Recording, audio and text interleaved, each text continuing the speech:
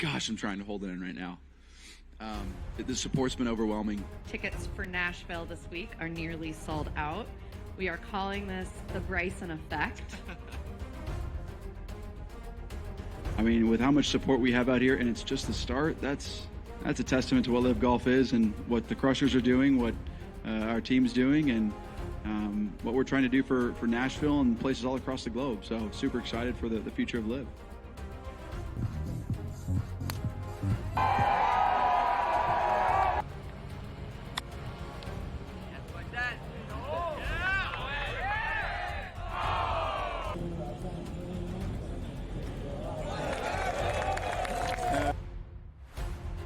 It was nice to at least walk down the last few holes, or at least the last hole, knowing that it was pretty much done. It's never safe, but very proud of everybody, and of course Tiro. I mean, what a week to get his first win in a few years and win by 6 in an absolutely dominant performance the way he did. It was absolutely incredible, so I couldn't be happier for him.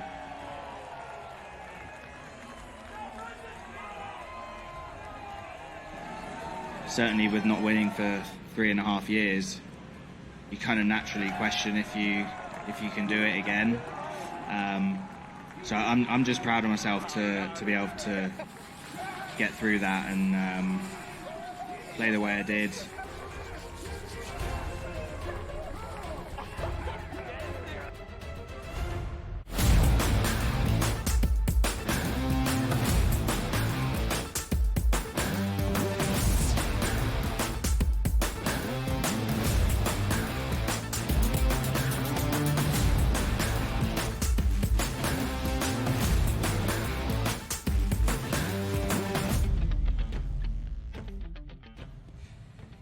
Welcome to hour number 3 on this Tuesday, live right here on the early line. And on this Tuesday, it's a big day of soccer. Internationally, that's football. Semifinal action starts on this Tuesday afternoon at the European Championships, followed by semifinal action at Copa America for a nightcap. So let's not bury the lead. To start off this third and final hour, Mike DeCourcy from Sporting News is here to get you ready for both of the matches today and what remains in both of the international championships in these summer months of soccer. Mike, we appreciate the time. Thank you for being here on this Tuesday on the early line. Oh, happy to join you, Ben. So let's go around what we have seen so far in the UEFA Euro bracket here in 2024. Mike, we have reached a point with 4 international and European powerhouses still left standing in the European Championships. Spain, France, they face off in the first semifinal today. England and the Netherlands in the second semifinal. That will be tomorrow, Wednesday afternoon. What have you made so far of the Euros and how we have reached this point of 4 in the semifinals? I got to be honest, it's been disappointing. The soccer has not been brilliant to watch. There have been moments like Jude Bellingham's bicycle kick to tie England in the round of 16 and force extra time. So there have been moments, but it's been fairly dull through most of the tournament. Not enough goals, not enough action, too much defense. I think we've seen a lot of caution in the Euros, and it's not been great to watch. Every time we see, though, a chance like a Spain-France, and we know that the level of talents that's going to be on display, then we get excited about the possibility that, okay, this will be the game. So hopefully the semifinals with 4 great nations with great histories and great talent, hopefully they'll deliver on a higher level than the early rounds have. Before we get into here, Mike, the games themselves, Spain, France, followed by Netherlands, England tomorrow. If we look at those 4 teams that are left, who has been in the best form in your eyes so far throughout this tournament? I think it's been Spain. They've been the most consistent team. To be able to take an injury like they did to Pedre in the quarterfinals and really bounce back even stronger has shown how consistent they've been. They had to be elite to beat Germany playing at home, and they were. So they've been the best team to this point, and I think that's why you see a lot of that reflected in the action and the odds. France has been there's been a lot of talk about England's poor form, and rightfully so, but France has been even poorer, and probably from a higher level. France is a team that's considered to have the best talent in the world, and they've been even poorer than England, which is saying something.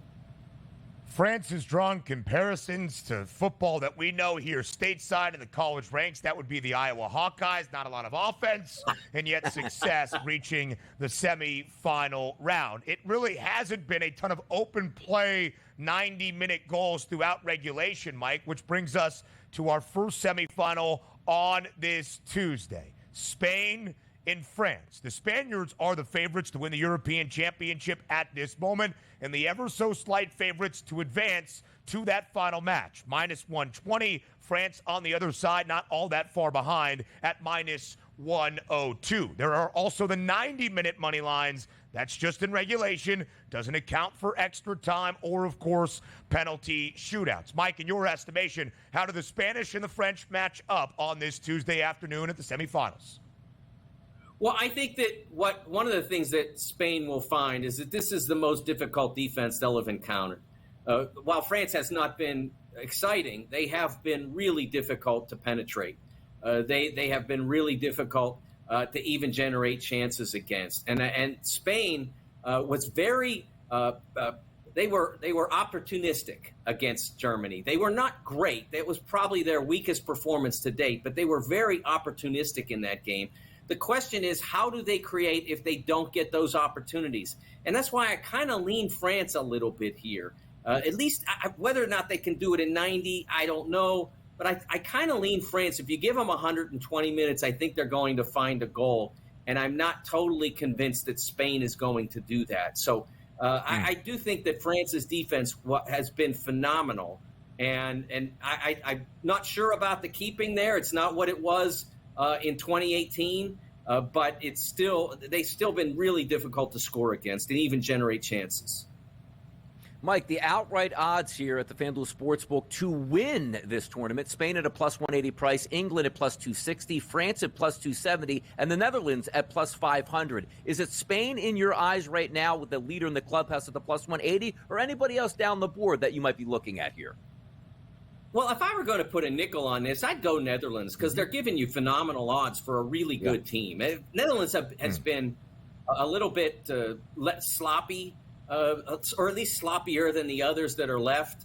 They've allowed goals to happen that probably shouldn't, but they've been a team that's been dynamic. They've been a team that's been able, especially Cody Gakpo coming in from the left side, has really opened up defenses. So when I'm playing or looking at those kinds of futures type odds, I kind of want value for that. I'm not going to put a lot of money on a team that's not going to reward me that much, especially when you look at a team like Spain, France, Germany, or England. All three of them are very similar in odds and very similar in chance to win it. They're all great teams. If they're going to give me that kind of value on the Netherlands, I don't know that I'd go big, but I think that it would be hard to resist the possibility that they could do this because I certainly think they're good enough. The English a slight favorite over the Dutch tomorrow to advance at least to the Euro final, and maybe for the first time in a long time have it all come home at minus 134. Now, Mike, we go to the nightcaps that we have on semifinal Tuesday. That's at a different tournament, sure, but in Copa America. It is Argentina, the reigning World Cup champs, taking on the plucky underdogs, it would see, in the Canadians. Minus 750. For Messi in Argentina to advance to the Copa America final. Canada with that large plus money price at plus 420. David versus Goliath. Mike, that is what we are labeling this matchup between the Argentines and the Canadians. Is there any chance for our friendly neighbors from the Great White North to knock off Leo Messi and Argentina? There's always a chance. But one of the interesting elements of this Copa America is how harsh the officiating has been on the North American teams. There are charts that will show you that for every four yellow cards, for every four fouls committed by a North American team, they'll get a yellow card, where it's like for every 20 for a South American team. So it's another element that Canada has to go against. I don't like their chances here. They have not been prolific at all in regulation time. They've not been able to score. I don't see it happening against Argentina, and I do believe that Argentina is about ready to get it together. When you're the World Cup champion and you enter a tournament, although it's a very prestigious tournament and one that has great value in South America, it's still the world. You've still just won the World Cup, and I don't think you've seen the best of Argentina, and I don't think that that they needed to. Now I think you'll start to see it. Even though Canada's not an elite opponent, I think you'll see a serious performance from Argentina, and then we'll see the real Argentina in the final. Argentina, as it is reflected in those odds, agreeing with Mike DeCourcy, minus 135 to win the Copa America title. Uruguay in front of Colombia in the outright odds, and yet Colombia an ever so slight favorite in the second semifinal that comes tomorrow night on a Wednesday evening. Mike DeCourcy from Sporting News joining us here on this Tuesday on the early line. Mike, we appreciate the breakdowns in both the Euros and Copa America. Thanks so much for your time. Thanks, Ben. Glad to have you here on this Tuesday. Next, we go to the MLB Diamond, a full Tuesday slate around the bigs. We break it down for you next.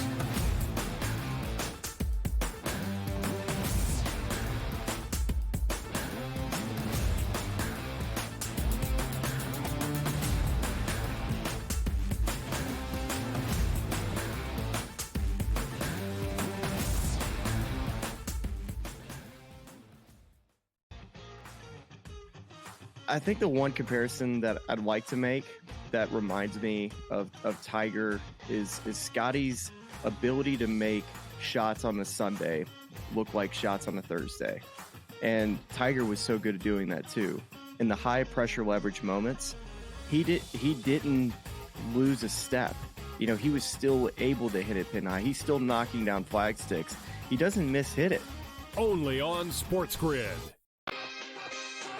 The WNBA is a unique market, right? It moves a little bit different. You take a bet, a limit play, even if the limit is 2 dimes on a side, you don't go from 11.5 to 12. You know what I mean? You got to go. Because if they bet you the second number, then you go, oh boy, now we have a decision that we really didn't think we got a big decision. Books love decisions. Game time decisions. Only on SportsGrid. It is Canada. You know, Canada is one of those teams that's the darling of the tournament right now. They're still 9-1. To win a tournament, or even to advance far into a tournament like this, you need a bit of good fortune. And it doesn't matter if you're getting the good fortune that Canada has, where they played 2 matches where they were up a man, or you had the good fortune of Argentina, who's one of the best teams in the world, who just got on the good side of the draw. Newswire. Only on SportsGrid. Do you believe Diggs will come up big with Stroud or be the disappointment that he was with Allen in the last, year? It's not all on Diggs as it was with the Bills. So he only needs to be a secondary piece. Remember now, he's in his 30s, Pharrell. He's in the back 9 of his career. They don't need him to be super. They just need him to do a good job. Pharrell Coast to Coast. Only on SportsGrid.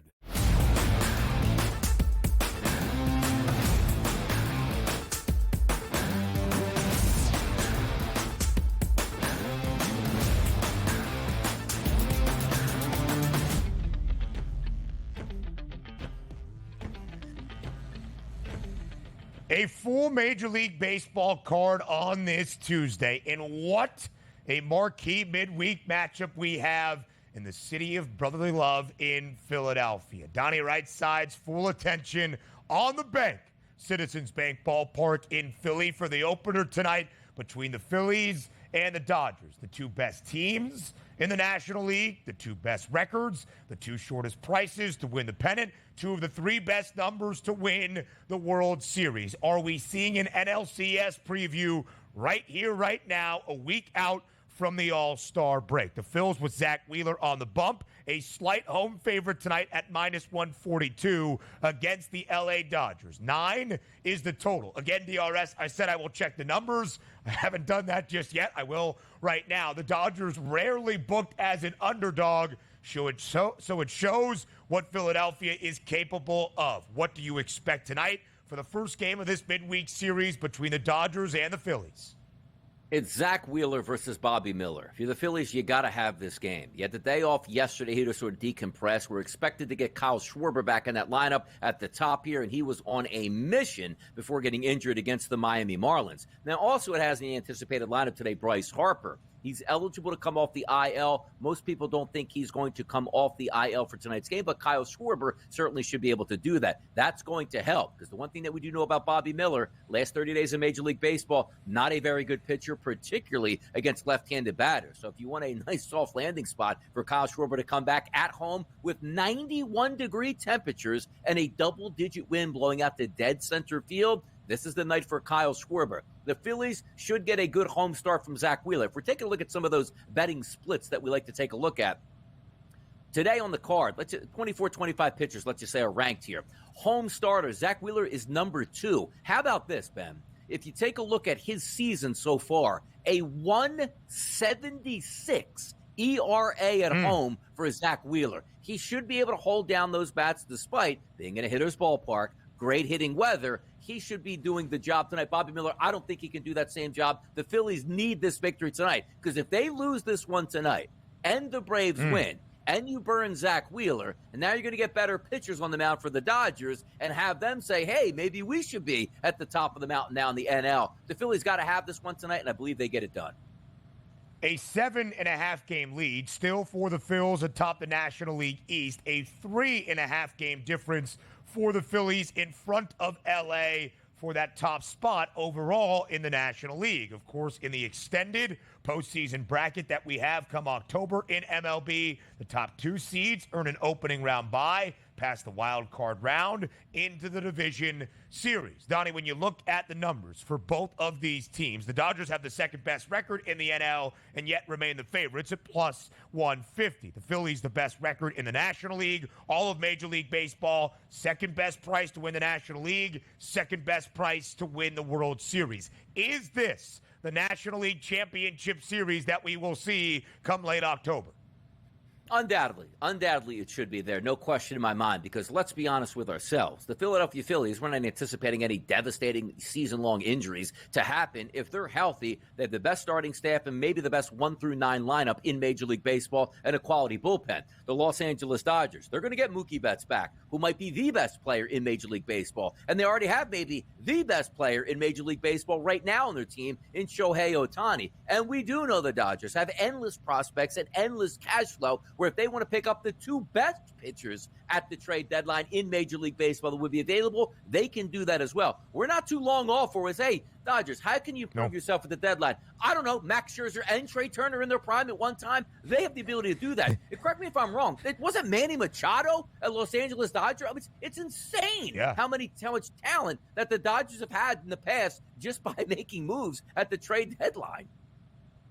It is. And they're probably going to do it again if they feel it is necessary to maybe fill out that frontline starting staff to keep up with Philadelphia, because that's where I give the edge to the Phils at this moment. Elsewhere, the Atlanta Braves, third best price to win the National League pennant at plus 450, $2 behind the Phils, $3 behind LA. Continue their series out in Arizona, looking for their second consecutive win over the Diamondbacks, hoping for their 4th consecutive victory overall. We thought it was going to be Chris Sale yesterday. It is projected to be Chris Sale today. But with Sale on the bump yesterday, it was a minus 196 price against the Diamondbacks because the starter not all that illustrious. Today, Zach Gallen gets the start for Arizona, only minus 124, the updated number in favor of Atlanta.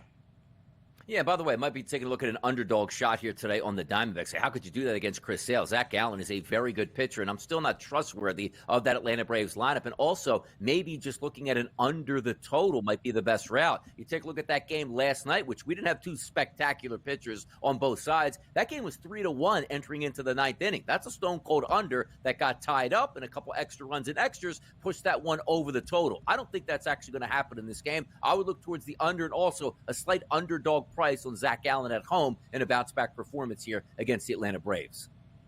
Plus 106. Now that updated number on Arizona. 7.5 is the total. Of course, they went to extras yesterday. 11 innings to go over the game total of 8 and a hook after Chris Sale was bumped. Sale has been sensational this year, by the way. Just truly outstanding. Almost a career renaissance, or do we say renaissance here? Renaissance for Chris Sale this year in the ATL because of what he has done for the Braves. 11-3 with a 2.71 ERA. Second best price on Sale to win the National League Cy Young Award at this moment. Donnie, Sale has allowed just one earned run in each of his last 3 starts. That's why the total 7.5 in Phoenix today.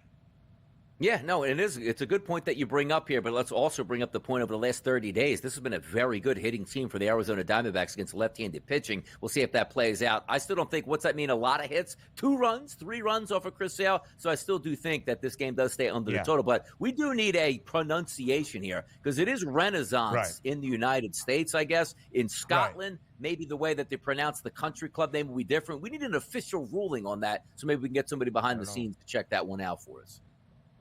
It felt like Donnie announcing the game tomorrow, the Wednesday semifinal in Copa America between Colombia and who? Uruguay. Beautiful. That's my team. Renaissance Golf Club, a renaissance for Chris Sale, and more MLB Uruguay? breakdowns next. Where's that?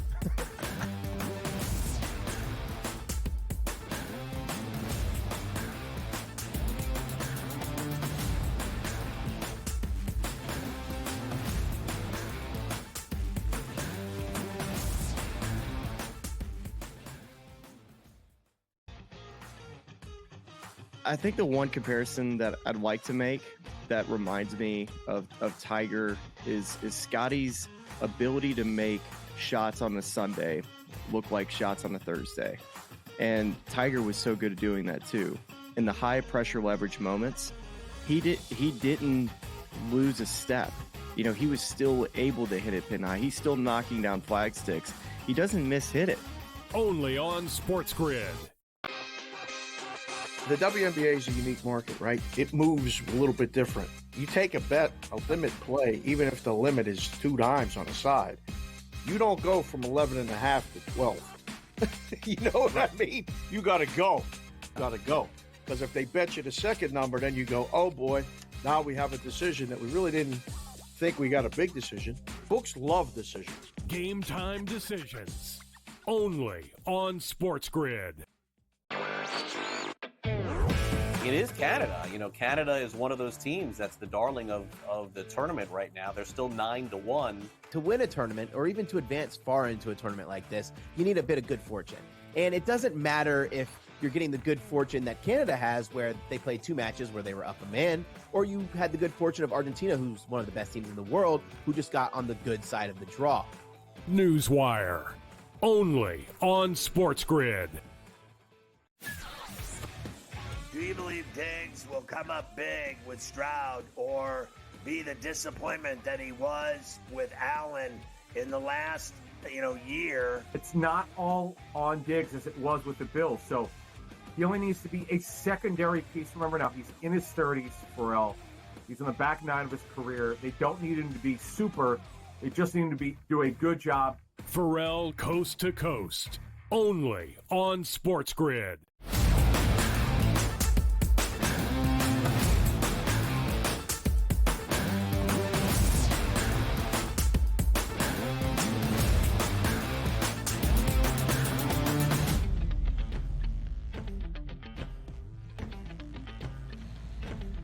The New York Yankees in the last month or so of Major League Baseball have been in a tailspin. Once the best in the bigs, 50-22 on June 14th, nearly 30 games above 500.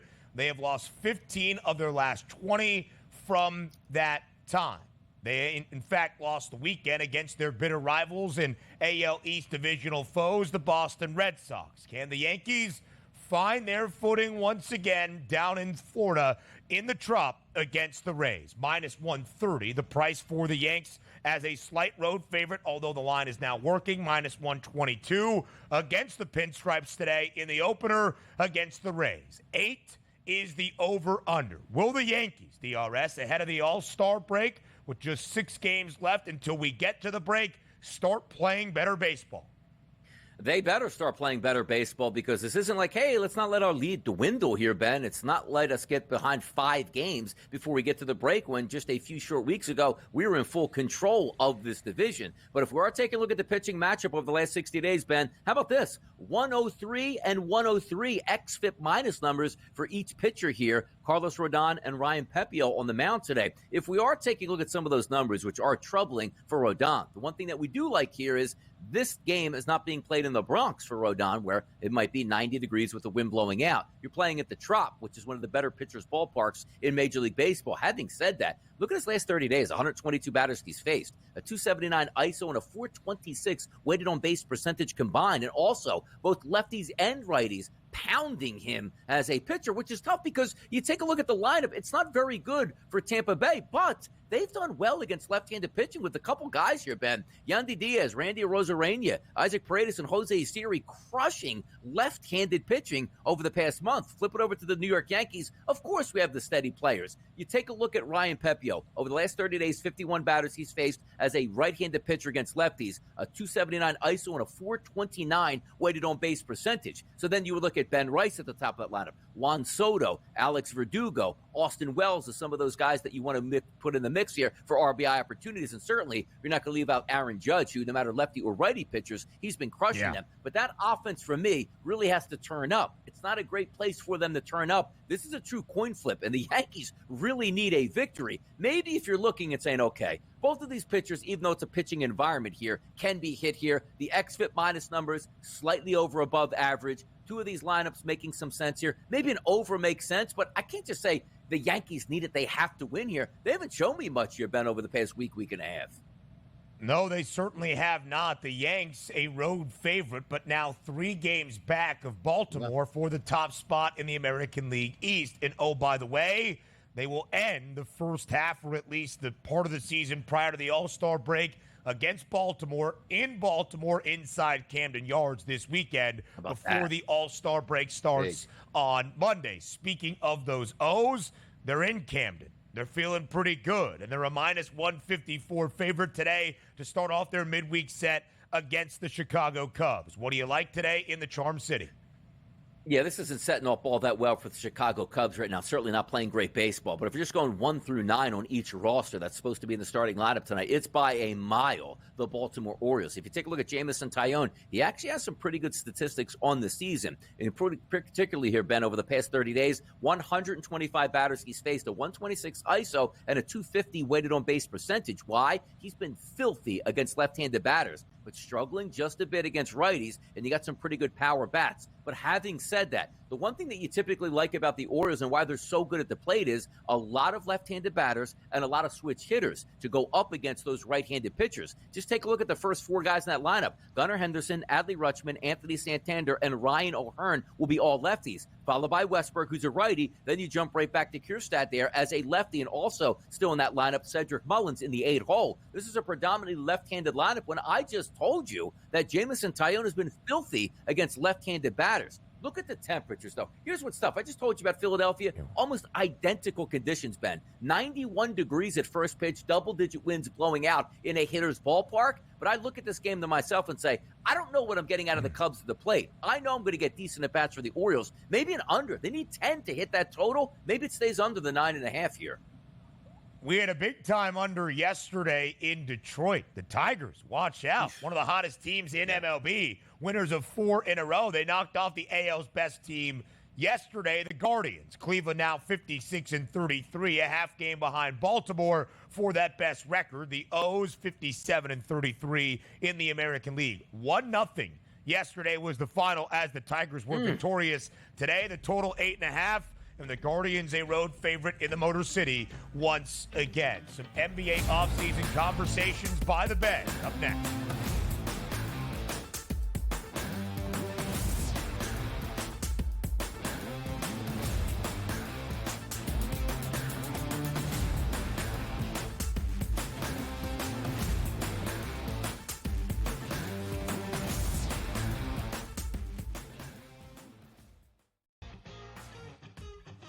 I think the one comparison that I'd like to make that reminds me of Tiger is Scotty's ability to make shots on the Sunday look like shots on a Thursday.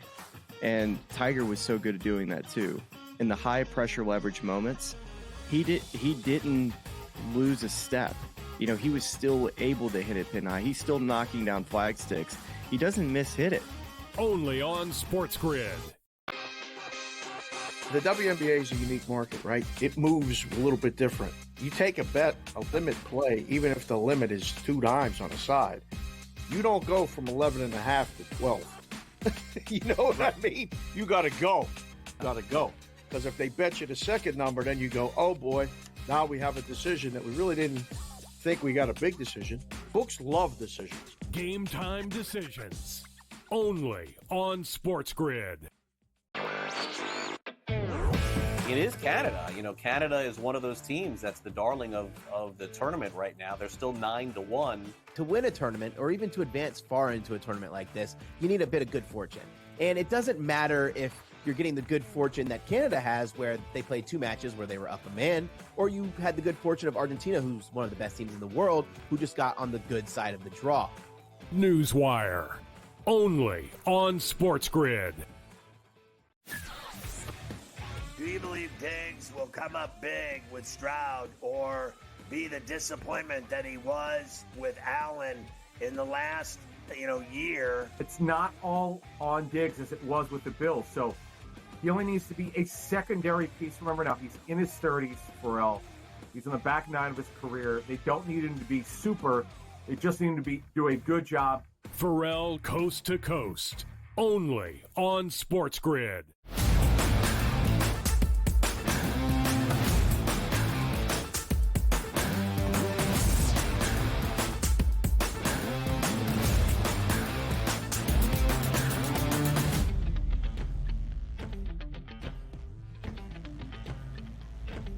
Throughout this NBA summer, there has been some big changes by the Bay for the Golden State Warriors. And covering the dubs for Locked On Warriors, Kylen Mills joins us here on this Tuesday on the early line to look at the state of Golden State and what the rest of the offseason has to hold for the Warriors. Kylen, we appreciate the time. Thank you for being here on this Tuesday on the early line to have some fun summer offseason conversations around the association.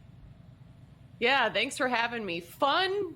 I don't know about if we're having fun yet in the Bay. Seeing Klay Thompson leave and waiting for the big addition. I still got my fingers crossed. They've got a big signing that's coming, but we'll say fun. Yeah, it's been fun. Yeah. Kylen, I would say that's a very fair point that you bring up right there, because it is a new era in Golden State as we say goodbye to what we have known for more than a decade. After 13 seasons with the Warriors, one of the Splash Brothers is now in Dallas. That is Klay Thompson. 13 seasons, a 5-time NBA All-Star, a 4-time NBA champion with Steph and Draymond Green to boot. Kylen, how will you remember the legacy of Klay Thompson as a Golden State Warrior?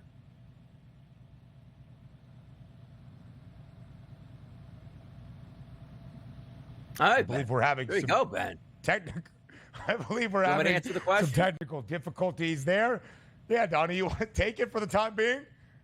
Look, I think Klay Thompson was instrumental over the past couple years here with the Golden State Warriors. But by the way, the questions also that I wanted to ask on this topic as well, like Klay Thompson was certainly an integral part there. But moving on and seeing those Steve Kerr interviews, right, where he coached him 10 out of his 13 years for the Golden State Warriors. And the fact of the matter is, things are going to change. Like, it's like when you have hey, look, I've been here 3-4 years, 10 years that you've coached a player that you know is going to be a Hall of Fame guy. And as Steve Kerr says, going back to he is going to have a statue out front of this arena sooner than later. But also, he didn't retire, right, Ben? Like, he went to the Dallas Mavericks, who are going to be a rival. Right. And now the Dallas Mavericks expect to make a run, because I think the equivalent of Klay Thompson staying with the Warriors, we thought maybe he'd be a Warrior for life. He didn't retire. Now he's with the Mavericks. I think that's what the interesting part's going to be, is he's going to play the Warriors several times next year, just in the regular season. How awkward that's probably going to be, specifically when he returns back to San Francisco.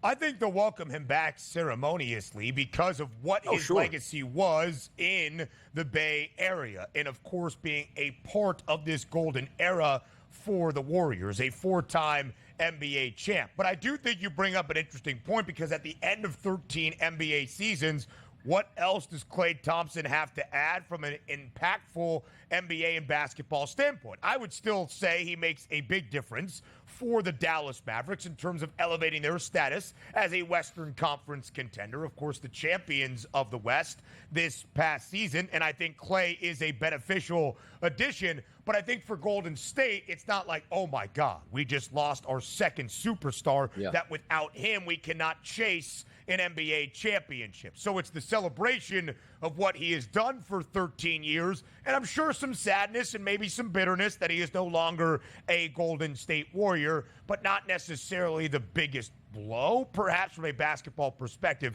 at least my estimation.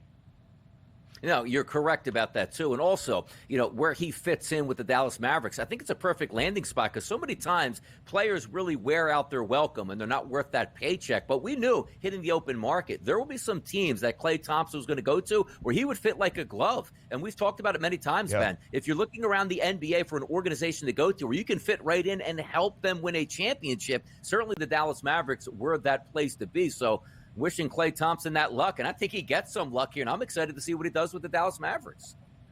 Enough of our opinion. We don't live by the Bay. We don't cover the Warriors. No. Kylen Mills is back here on this Tuesday on the early line. Kylen, thank you for bearing through some of the technical difficulties. We appreciate you here on TEL. Not sure what you heard of our discussion or the question I asked you to begin, but as we look back on the 13 years for Klay Thompson, my question was, how would you describe his legacy? I ask you the same one, Klay Thompson's time with the Warriors. Klay Thompson, and Ben, glad to be back with you. Klay Thompson is beloved in the Bay Area. There's no question they are going to build a statue right after the news really broke that he was going to be departing the Golden State Warriors for the Dallas Mavericks. The team did issue a statement saying his jersey is going to be retired. Not that that was in question, but they wanted to make it a point to put it out there. Everyone has said, thank you, Klay.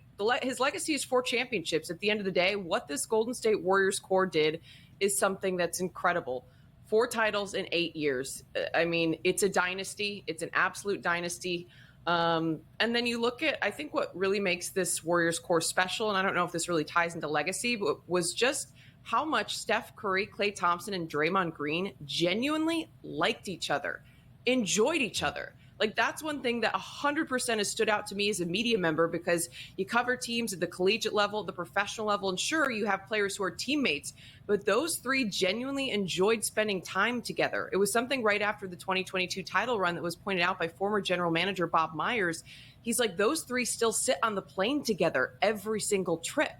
After 13 years, you just don't see that in the NBA and in professional sports, for 3 stars of a team and of an organization to enjoy and love being around each other. And that's something that did not change. So one thing that will really stick with me about just this past generation and what we saw from the Warriors is the culture, the environment, and that bond between that big 3, I do think is something that hasn't been seen before in that way. When we take a look at turning the page here, Kylen, sometimes it's hard to do with superstar players beloved, as you said, by the franchise. It's not that long ago that we saw them make 5 straight finals, which include wins of 67, 73, 67, 58, and 57. But the question I want to ask you now is, we're hearing Steph Curry talk about this. Hey, if they let Klay go, I don't know if I'm going to be a Golden State Warrior for life, which we all wanted to be. What's the future for Steph Curry for the Warriors looking like now that with Klay Thompson escaping the Bay Area? Is there a chance that he might be doing the same thing in a few years as well? There is nothing more paramount to this organization than keeping Steph Curry in the Bay. It's not the same situation. Unfortunately, as Klay Thompson, Steph Curry has transcended sport, has transcended basketball. The greatest three-point shooter of all time, to some, the greatest shooter and a top 10 NBA player, according to a lot of folks' metrics, when you look at the history of a very, very long-standing league. So there is nothing more important to this organization than keeping Steph Curry in the Bay. Yeah, you've got some people who are saying, is Steph side-eyeing this front office now? Because let's not forget, reports came out and Steph has acknowledged that despite Klay asking him not to speak with the front office and get involved in his contract negotiations, Steph did. He tried to use his influence. He said, I told the front office, I want Klay to stay, and that's not what happened. So there is a little bit of discussion like, hey, is he side-eyeing the front office now? And then the statement comes out where he's saying, well, At the end of the day, yeah, I want to and plan to stay a Golden State Warrior, but look what happened with Clay. Anything's possible. I do think that he's going to stay with the Golden State Warriors. I believe that Steph Curry is going to retire a Warrior, and I think that is a major priority to this organization. We saw with Klay Thompson, it wasn't a priority. Steph Curry is a priority. So I do think there is a difference there between one Splash Brother to the other. Steph Curry drafted 7th overall way back in 2009. Klay Thompson 11th overall 2 years later, and Draymond Green in the 2nd round the following draft. In the last 12 years, you saw the stats right there. 6 NBA Finals appearances, 4 Larry O'Brien trophies, the best regular season record, the most playoff victories, and the best postseason record in the association in that time. So now it's how Golden State moves forward. Kylen, 40 seconds left in this segment. Maybe if you will, we could stick around and continue the conversation on the other side of the break. But some of the acquisitions so far, Kyle Anderson, Buddy Hield. What else needs to happen this offseason for the Dubs? The Warriors need a consistent secondary score. They need to bring in a bigger star than a Buddy Hield, DeAnthony Melton, Kyle Anderson, anyone on that list. The big problem for the Dubs last season is that Klay Thompson was inconsistent. His numbers were down, averaging right about 18 points per game. They need someone who's going to reliably score 20 plus and to give Steph Curry the help he needs. You have to space the floor. You have to have other threats to keep offenses honest. So there's got to be some help brought in for Steph. I love Lowry Markkanen, Ben. That's where my head's at. To the break we go next.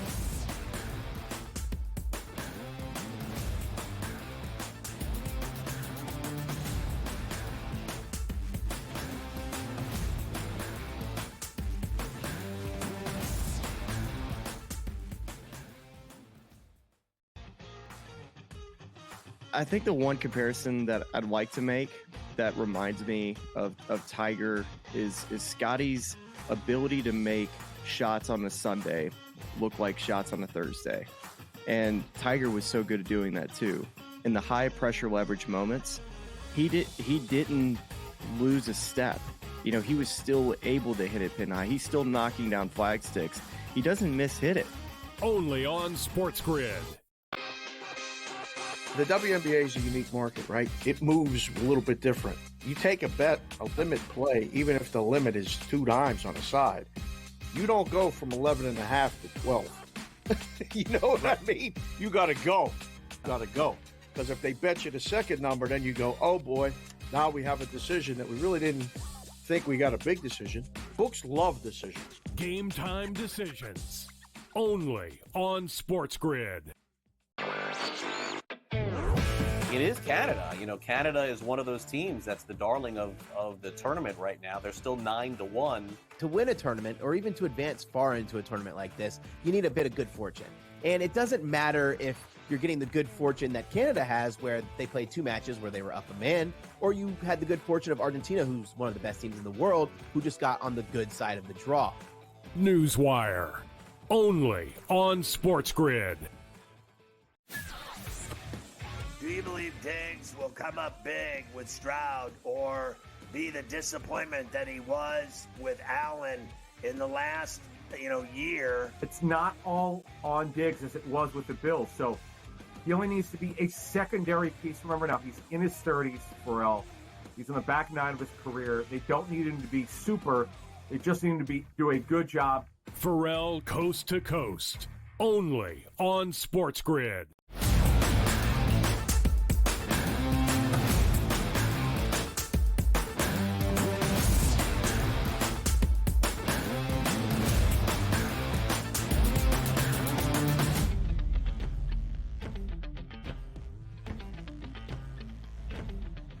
Live right here on this Tuesday on the early line on SportsGrid. Kylen Mills joins us at least for a couple of more minutes for a second consecutive segment to look at the outlook by the Bay for Golden State. Now, Kylen, you mentioned Lowry Markkanen. Here are the moves that have been made by the Warriors organization so far this offseason. Of course, Klay Thompson in a sign and trade dealt to Dallas. Chris Paul was waived earlier this offseason. The acquisitions of Buddy Hield, of Kyle Anderson. They signed DeAnthony Melton as well. And you mentioned Lowry Markkanen. What are the chances, would you say, the Dubs end up with Markkanen next season? I've been talking to a lot of my friends with the Utah Jazz who cover the team. It's anybody's guess at this point. Is Danny Ainge, is he letting on? Is this a poker face? What realistically does this Jazz organization want? Now, it is reported that the Warriors have a serious pick-heavy offer in. Part of the problem is the Warriors don't have as many picks as some of the other teams that might be bidding for Lauri Markkanen. But I do think the Warriors are serious about wanting to bring him in. They've said all offseason they plan on making major moves. Well, I think those three players you saw are good moves. They're ancillary pieces. They need a key piece. They need a secondary star to go alongside Steph Curry. I love Lauri Markkanen because you're talking about a 7-footer on a team that is undersized who can shoot the 3-ball on a team that wants to spread the floor. Right now, the Warriors have Kevon Looney and Draymond Green starting in their front court. That's a big problem because you don't have to guard those two. They're not offensive threats, although I will say Draymond Green shot his best three-point shooting percentage of his career this past season, 40%. So he was actually good for at least 1-3 a game. But generally, because Kevon Looney and Draymond Green aren't elite attacking players, it allows defenses to collapse. They can double team other places, and it just creates more clogged in the lane, and it just creates more issues for the Warriors, tougher for other guys to get open. So I think adding a Lauri Markkanen would be a great addition for this Golden State Warriors team. Will it happen? That's the big question, because there were reports out in the Paul George discussions that the Warriors were unwilling to deal Jonathan Kuminga, and that's going to be the big sticking point. Is this Jazz team set on bringing in Jonathan Kuminga? Is that going to be the thing that determines whether this deal goes on or not? And that's something a lot of folks in the media and the fan base are split on. Are you willing to give up Jonathan Kuminga to bring in a Lauri Markkanen or another secondary star?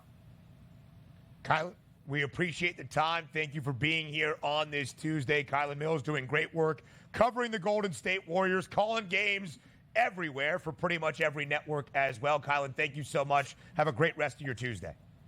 Yes, thanks for having me. Appreciate it, guys. It was a pleasure having you here. Now we turn our attention from basketball back to the baseball diamond. A full Tuesday card around MLB. DRS, we talked about this game. We showed the odds early for the matchup in the Motor City between the Guardians and the Tigers. 1-0. That was the victory yesterday for Detroit. 4 straight wins for the Tigers, and they scored the lone run of the game on a throwing error that allowed Jake Rogers to cross home plate and give the Tigers the victory. What might we see today in the Motor City?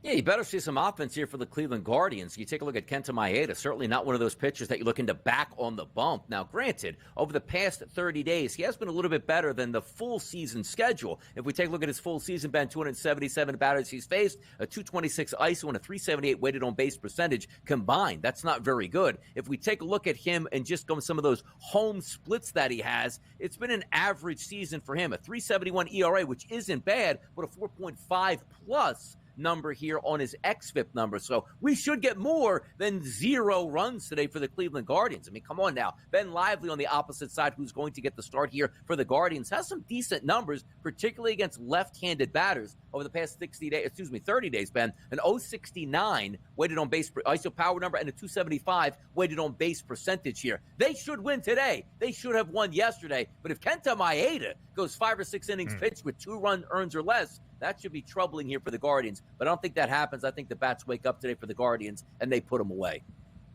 A little Midwest rivalry matchup for a 2-game set under the arch. The Show Me State Showdown in St. Louis, Missouri. It's the Cardinals hosting the Royals in St. Louis. A slight favorite for the opener of this 2-game midweek set today. -118. That money line, number 7.5, is the over-under. What do you like in St. Louis? Yeah, well, take a look at Michael Wacha on the mound today. Or let me just go back here and let's do it. Okay, let's start Michael Wacha here, Kansas City Royals. Here's the issue.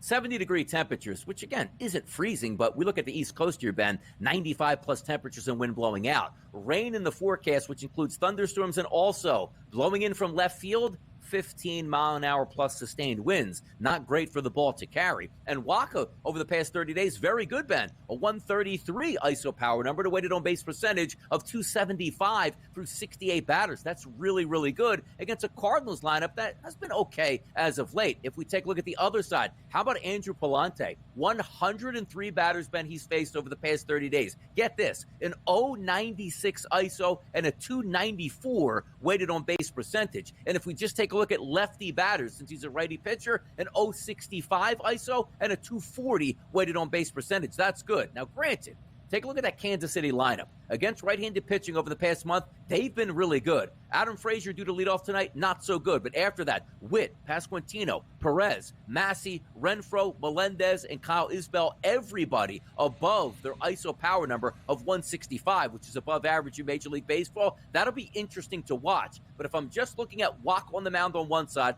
Palante on the other side, wind blowing in with some rainy conditions and not all that hot out in Kansas City, or excuse me, St. Louis, let's take a look at some of those unders today in that ballpark.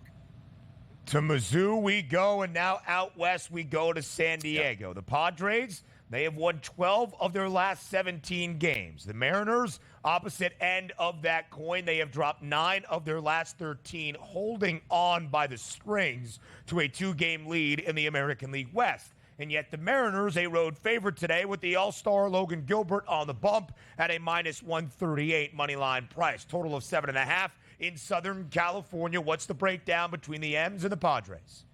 We got a big mismatch on the mound here. Now, granted, you still need an offensive lineup to take care of that mismatch. We'll get to that in just a few moments here. But Logan Gilbert has been very good. Past 60 days, you take a look at a 3.75 ERA and equate that to a 3.65 xFIP number. He should be just fine in San Diego, a true pitcher's ballpark. Over the past 30 days, a 146 ISO and a 235 weighted on base percentage. Flip it over quickly to Adam Mazur. He does nothing good right now. And the worst pitcher on the card last 60 days, Ben, a 7.52 ERA coupled with a 6.12 xFIP. Get out of town, baby. More baseball breakdowns and a best bet next.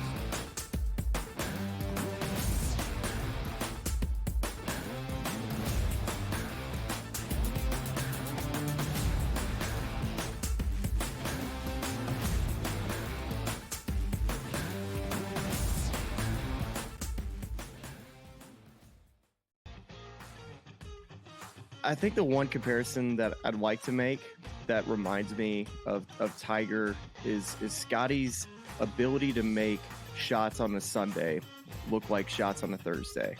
And Tiger was so good at doing that too. In the high pressure leverage moments, he didn't lose a step. You know, he was still able to hit it pin high. He's still knocking down flag sticks. He doesn't miss-hit it. Only on SportsGrid. The WNBA is a unique market, right? It moves a little bit different. You take a bet, a limit play, even if the limit is 2 dimes on a side, you don't go from 11.5 to 12. You know what I mean? You got to go. Because if they bet you the second number, then you go, oh boy, now we have a decision that we really didn't think we got a big decision.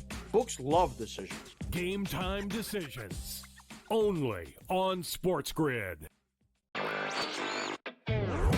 It is Canada. You know, Canada is one of those teams that's the darling of the tournament right now. They're still 9-1. To win a tournament, or even to advance far into a tournament like this, you need a bit of good fortune.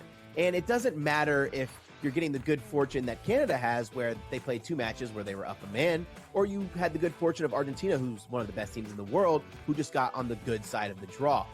Newswire. Only on SportsGrid. Do you believe Diggs will come up big with Stroud or be the disappointment that he was with Allen in the last, year? It's not all on Diggs as it was with the Bills. So he only needs to be a secondary piece. Remember now, he's in his 30s, Pharrell. He's in the back 9 of his career. They don't need him to be super. They just need him to do a good job. Pharrell Coast to Coast. Only on SportsGrid.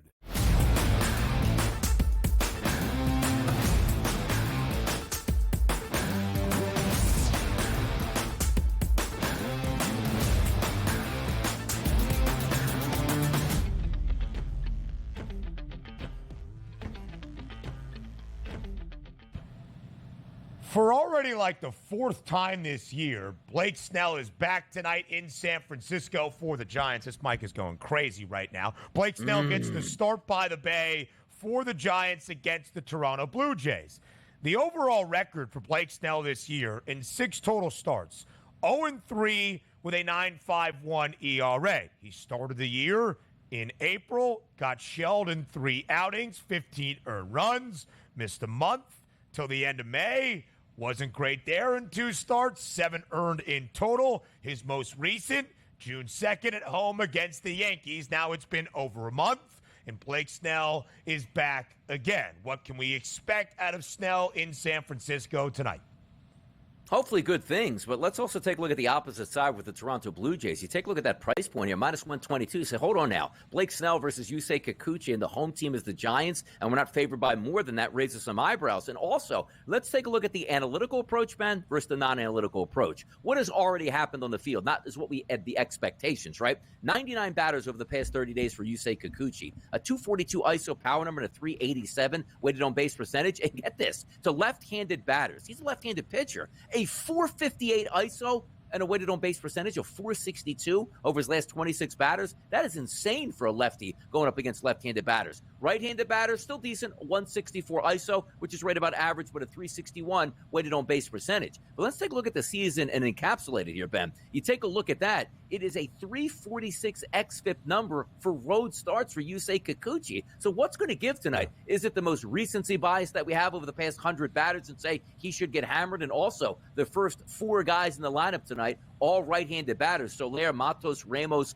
and Chapman. Everybody's elevated with ISO power numbers. They should get to him. But also, as you talked about, what are we getting out of Blake Snell tonight? On the season, 119 batters faced. Not very good. But this is a start coming back after an extended layoff. You can't just sit back and say he's going to be his dominant self. Dominant as in what? He wasn't that dominant before he went to the IL, now coming back. This is one of those games I'm probably going to sit out at this point because Kikuchi, decent numbers on the road. Snell, I have no idea what he's going to do. It might have been different, but it was like, man, he was on top of the world pitching before he went to the IL. That never was the case with Snell this year.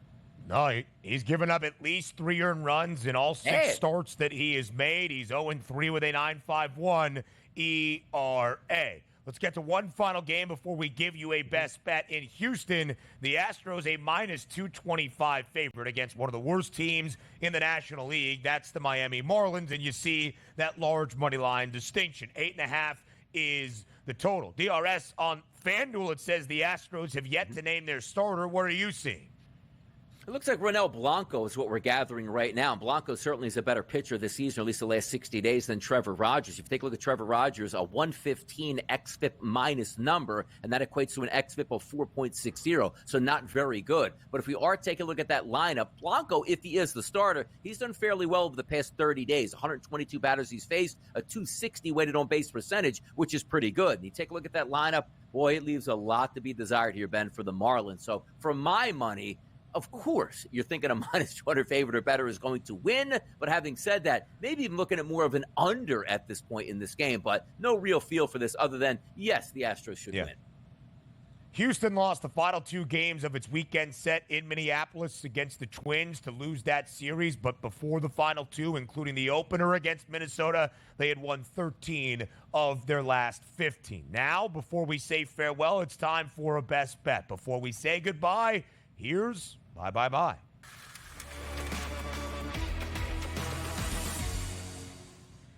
A full Major League Baseball card on this Tuesday. What is the best of all the baseball bets in Donnie's estimation?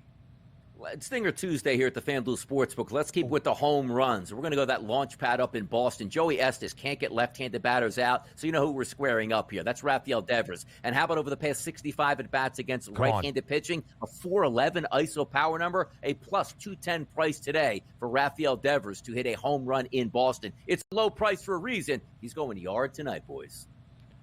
DRS, I love the look. It's Stinger Tuesday. Let me give you one as well. Why not? Let's go. Gunnar Henderson, plus 450 for the Orioles. You said it's warm in Camden, right? Against Jameson Tyone? It's warm, baby. It's warm. We'll take a look at that. I also think the Guardians bounce back. Don't think you're paying the most on that money line. Minus 144 on the road in Detroit. Elsewhere, WNBA, only one game tonight, late night in Los Angeles. The Sparks and the Lynx. Minnesota's already won a championship this year, the Commissioner's Cup, and yet they're only a 5.5-point favorite in L.A.? Smells a little fishy to me. He's Donnie Right Side. I'm Ben Stevens. We'll see you tomorrow, Wednesday, 8 a.m. Eastern Time here on the Early Line.